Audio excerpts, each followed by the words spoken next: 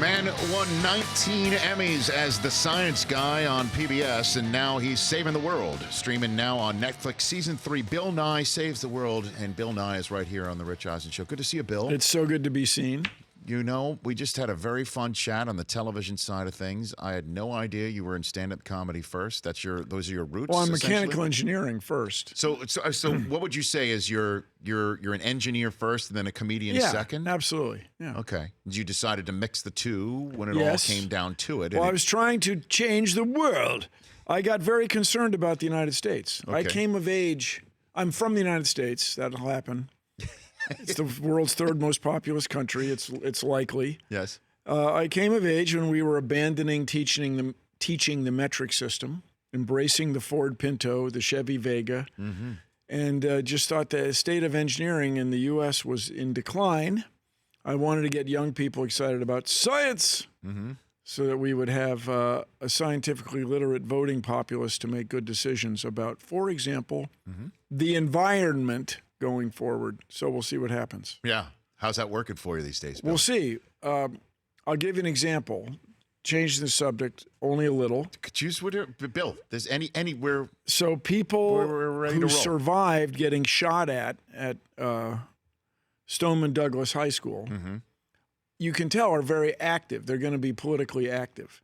And I think they represent an enormous cohort, as we say in demographics of elections. I think when people of that age become voters and captains of industry, things are going to change. Well, you know what I find as well? I was kind of joking, but not really, at the top of this hour, that I always had a problem with that green wedge in Trivial Pursuit, the science question. Oh, the science question. The green wedge. The dreaded green wedge. Which I thought was something like the Seahawks would have been outlawed. It could be. It's something on the kickoffs, on special teams. But I do now, having 3 young kids, see that their minds for science and trying to figure out why things are and how they come to be, they're fascinated by it. Yes, we all are. They are fascinated by it. You know, so the question is how do we, when they become teenagers or adolescents, and how do we continue that? So you watch Bill Nye Saves the World. Of course they should watch Bill Nye Saves the World and turn it up loud. But the other thing is algebra. Make sure you learn algebra. Algebra turns out to be the most reliable indicator of whether or not a person pursues a technical career. It is not obvious that it's cause and effect. Okay. It's not obvious that algebra causes you to pursue a career in technical field. However, it is reasonable that being able to think abstractly about numbers enables you to think abstractly about all sorts of things. Well, that's reasonable. It has helped me on occasion fill out an expense report. Yes. You know, and miles and per diem and things like that. You know, X plus Y equals the per diem. Total. Yeah, the total. Algebra has come in handy, on occasion. Well, we all think algebraically at some point, but it's just a cool thing to learn. Bill Nye here on The Rich Eisen Show. What do you think in sports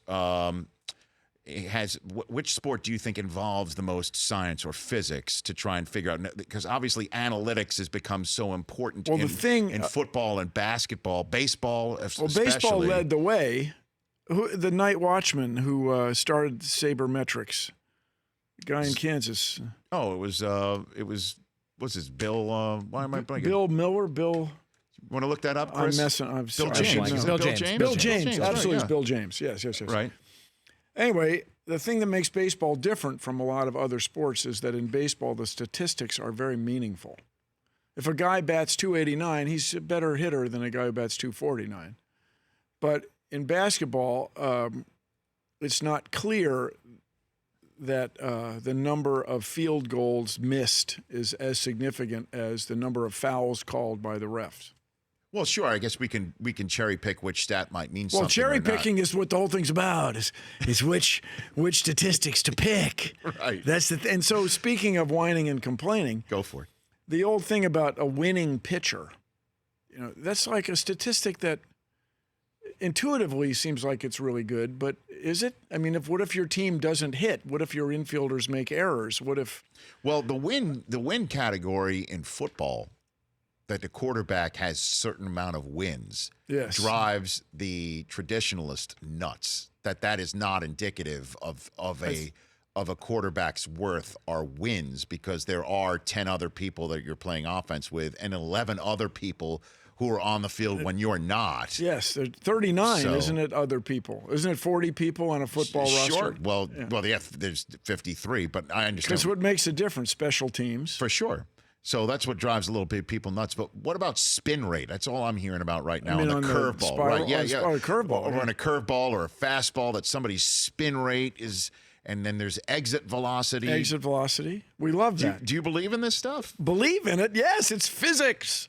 You can't not believe in it. No, it's fabulous. So, part of the evaluation of players Yeah. becoming objective 20 years ago with Bill James and Sabermetrics is revolutionized the game in a cool way. But for me personally, it's still a game, and it's still full of rules, and that's what makes it so charming. It's like a board game where you're advancing game pieces around the diamond, and that getting that done is based on probabilities and skill. It's fabulous. What's not to love? Bill Nye here on the Rich Eisen Show. So you said that you got started in engineering in Boeing. You worked for Boeing. So Boeing. Are you a Seattle sports fan? Is that Yeah, are those yeah. your teams, So I essentially? follow the Mariners and the Seahawks especially.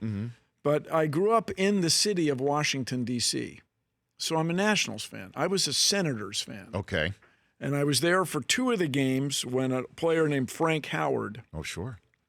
hit 2 of his 10 home runs in 6 games, which was a big deal. He's a huge guy, 6'7", just smashed the ball way out there before steroids and so on. Speaking of steroids, Yes. baseball's a game of rules. That's all it is, right? If you drop the third strike, the guy could run to first base if it's unoccupied. Okay, this is a rule. Okay, we have another rule. You can't take steroids. Well, it makes it okay. This is a rule. No steroids. All right, fine. So why not just make it a rule? Which is what?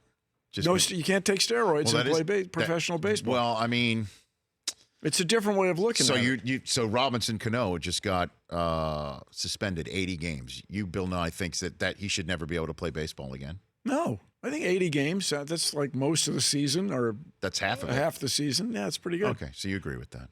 Yeah, I mean, Okay. the parsing the number of games, that's we hire people for that. So you're a Nationals fan now? Yeah. You're You following can't the help team it. now? Okay. Yeah. And Bryce Harper, and those are your guys, pretty much. Yeah, right Bryce now? Harper, yeah. Okay. So Bill Nye Saves the World, season 3, streaming now on Netflix. One of the episodes, the one that fascinates me the most is, what is your pet really thinking? Oh, that's about the nature of consciousness. Okay. So here's my claim. Some of my best friends are dogs. Good for you. Maybe really my only friend is a dog. Okay. Maybe. But I don't think that he has thought about his place in the cosmos the way maybe you and I have. I don't think he has ever stopped to think about the value of algebra.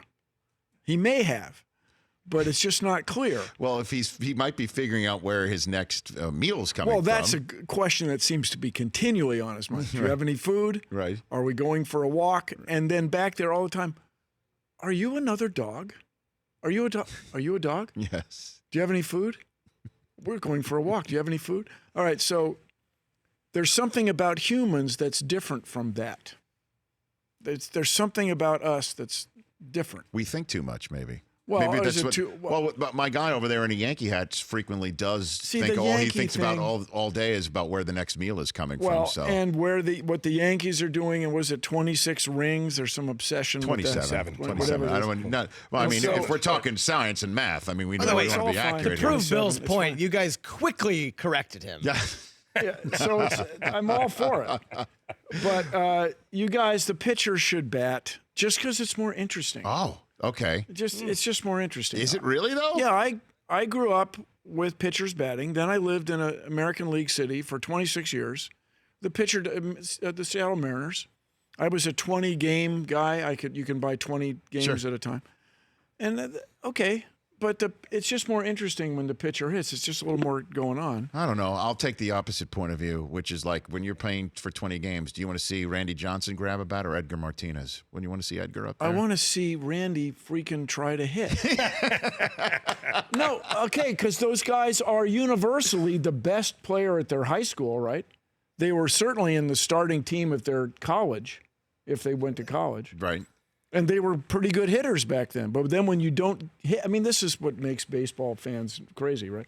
But it's just the game's more interesting. And due respect, I don't mind fewer home runs. When? Well, you can't, how can you say such a thing? It's a game. You're trying to move guys around. But I mean, this is what makes baseball people argue. But the insufferable nature of Yankees fans is universal. I didn't know that was a scientific fact. I had no idea. I mean, it's my observation. So I've told the story because we're promoting the Netflix show. Yes. I told the story a few days ago, but it's worthy of retelling. Go for it. I was in the bleachers of the old Yankee Stadium. Yes. Just because I was in town just doing the Science Guy show. We were in New York, the crew. We were in New York. Do you have the whole bow tie on? Do you have the whole thing? No. Okay. I was dressed for a baseball game, which included sunglasses and a baseball hat. Okay. But today, the Yankees are playing the Baltimore Orioles, which is a team in Baltimore. Yes. And a woman that you would describe as grandmotherly gets up in the bleachers with a cowbell, right? And yeah, no, I know that. Orioles suck. Boston sucks. You suck. Everybody sucks. Wah! Okay. So the grandmother is leading the crowd in this cheer, and because the Baltimore Orioles are the opposition that day, they start with the Orioles suck. But before they go any farther, the Yankee fans want to remind the world that Boston also sucks. And then it turns out that the sort of nihilistic view of life, you suck. In fact, really, everybody sucks. It's just such a cheerless view of life. Well, that's on season. It's worthy of it's worthy of ridicule. I had no idea that the Yankees needed more cowbell. And then season 4 streaming, when it happens, Bill Nye Saves the World, he will find this elderly lady. Well, more power to her. I mean, she was a leader. And disprove that the rest of the world sucks. She was inspirational. Everybody cheered with her. Good to see you, Bill Nye. It's great, man. This is really fun. Come back anytime. Go Seahawks, go Nats, and go Caps. I got to say, go Caps. Yeah, there you go. Bill Nye here on The Rich Eisen Show. We're back in 60 seconds. The Rich Eisen Show, weekdays at noon Eastern on Audience.